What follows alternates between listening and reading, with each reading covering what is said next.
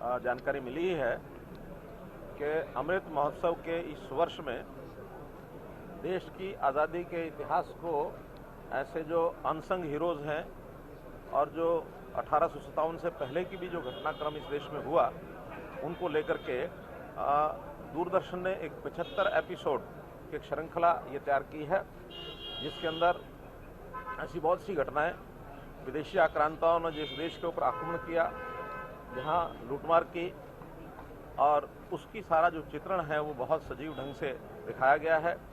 इन 75 episode में से 2 episode आज ये स्वराज श्रृंखला के हमने देखे हैं।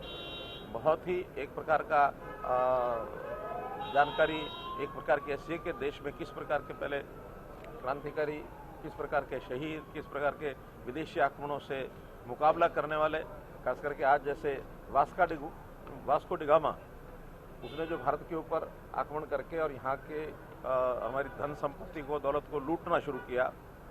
बाद में तीसरे आक्रमण के बाद उसकी मृत्यु भी यहीं हुई। बाद में महिला वीरांगनाएं, उनका भी एक एपिसोड, रानी अबक्का, जिसने मैसूर के पास, विजयनगर के पास एक छोटी रियासत उल्लास, तो ऐसा एक छोटी रियासत में होते हुए भी लेकिन जिस बहादुरी से और इन पुर्तगालियों का मुकाबला किया है, वास्तव में वर्णन योग्य है।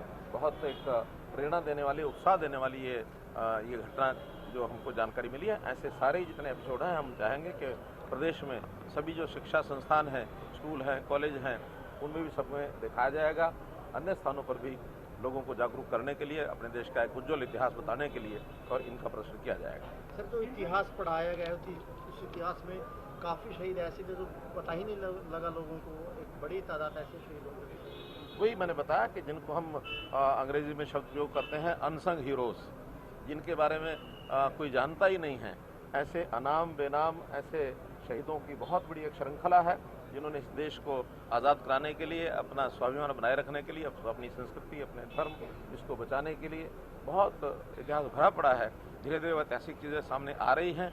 उन सब चीज़ों का देश की अगली पीढ़ी को जानकारियाँ मिलें, इसके लिए प्रयत्न किए जा रहे हैं। प्लेटफॉर्म पर भी आए लोग इजीली इसको देख सकें, इसके लिए भी कोई आपको प्लेटफॉर्म तो अलग अलग प्रकार से, क्योंकि केंद्र सरकार की योजना है, हमारा सूचना प्रसारण विभाग इसको आगे प्रसारित करेगा, तो अलग अलग प्लेटफॉर्म जो भी होंगे हम तो प्रत्यक्ष भी दिखाएंगे, अपनी जितनी संस्थाएं हैं उनमें भी दिखाएंगे। इतिहास की अगर बात करें तो जैसे पुरानी चलो आज़ादी के अमृत महोत्सव पर ये स्क्रीनिंग हुई है, लेकिन आप मानते हैं कि इतिहास की तथ्यात्मक जो चीज़ें हैं उनको बहुत ज़्यादा सही तरीके से कहीं पेश नहीं किया जाता है, और हरियाणा के सब्जेक्ट में भी कहीं 1 से 8वीं तक कई बदलाव किए गए सब्जेक्ट में इतिहास के, तो आप मानते हैं कि इतिहास के साथ छेड़छाड़ हुई है? देखिए, देश इतने वर्षों तक गुलाम रहा, और जब गुलामी किसी देश की होती है तो जो उस समय शासन करने वाला तो उनका एक मकसद होता है कि इस देश के स्वाभिमान को कैसे ख़त्म किया जाए, कैसे इनकी जो स्व की भूति है उसको समाप्त किया जाए। शिक्षा भी अपने ढंग से देते हैं। अंग्रेज़ों के समय में मैकाले की जो शिक्षा पद्धति थी, वास्तव में आज़ादी के बाद हमारे लोगों ने उसी को शुरू में अपनाया, लेकिन बाद में कुछ जागरूक जो नागरिक थे, जो हमारे इतिहासकार हैं, उन्होंने सबने कहा कि इन चीज़ों पर अध्ययन करना चाहिए। बहुत अध्ययन हो रहा है, बहुत संस्थाएं बनी हैं और उस इतिहास को खोज के निकाला जा रहा है। जो उपयोगी चीज़ें हैं वो सब पाठ्यक्रम में पहले भी लाई जा रही हैं, आगे भी ये क्रम निरंतर लगातार जारी रहेगा, जिससे हमारे देश का यानी एक प्रकार का स्वराज जिसको कहते हैं, उस स्वराज में हमारी संस्कृति क्या है, हमारा धर्म क्या है, हमारी भाषा क्या है, क्योंकि भाषा का भी जो प्राचीन भाषा है उसके आधार पर भी हम अपने ऐसे अनसंग हीरोज़ को भी जान सकेंगे, अपने इतिहास को भी जान सकेंगे। तो ये चीज़ें देश के लिए बहुत अतीत में जाकर के और भविष्य का निर्माण करने के लिए बहुत आवश्यक है। तो चंडी मंदिर आप सुबह गए, जानकारी हमें मिली कि पहले श्राइन बोर्ड के अंदर नहीं आता था, पुराना प्राचीन मंदिर था। आगे किस तरह से वहाँ विस्तार हो रहा है और किस तरह से श्राइन बोर्ड ने भी अपने कंट्रोल में लिया है? माता मनसा देवी श्राइन बोर्ड में अब वो चंडी मंदिर आ चुका है। उसकी जो भी मंदिर की गतिविधियां हैं अब उसी श्राइन बोर्ड के माध्यम से चलती हैं और बहुत अच्छे सुचारू ढंग से चलने लग गई हैं। मैं तो उस पर पहली बार गया हूं, लेकिन पिछले 3 वर्षों से अब वहां नवरात्रों का ये जो कार्यक्रम है, माता की जो पूजा है, वो सारी विधिवत ढंग से होती है और वहाँ जिस भी प्रकार की कोई कमियाँ होंगी उसको दूर करेंगे और अच्छा यात्रियों के लिए यानी तीर्थ यात्रियों के लिए उसको और अच्छा श्रेष्ठ बनाया जाएगा, ताकि उस मंदिर की पुरानी एक जो परंपरा है, चंडी मंदिर वास्तव में वो है इससे भी एक प्राचीन मंदिर और है, चंडीवास मंदिर, बहुत इंटीरियर में जाकर के गांव में है। हमने आज उसकी भी चर्चा की है। तो वास्तव में ये जिसके नाम पर चंडीगढ़ ये शहर बसाया गया है, ये जो चंडी का एरिया है, चंडी माता का एरिया, ये इसी क्षेत्र में है। इनकी मान्यता, इसको विकसित करेंगे। राजनीतिक सवाल है, 25 सितंबर को जो है 25 सितंबर रखा जा रहा है और ऐलान हो गया, प्राइम मिनिस्टर ने ऐलान किया है कल रखा जाएगा। तो शहीद भगत सिंह, मैं प्रधानमंत्री जी का धन्यवाद करता हूं कि यहाँ का जो एयरपोर्ट है उसका नाम शहीद भगत सिंह जी के नाम पर रखने का फैसला हो गया है, जिसकी आप मन की बात में जिसकी उन्होंने घोषणा भी की है। विधिवत अब कल उनका जयंती का दिन है शहीद भगत सिंह जी का, तो इस दिन विधिवत उसका नाम शहीद भगत सिंह हो जाएगा। मैं इस अवसर पर प्रधानमंत्री जी का हरियाणा की जनता की ओर से बहुत बहुत आभार और धन्यवाद।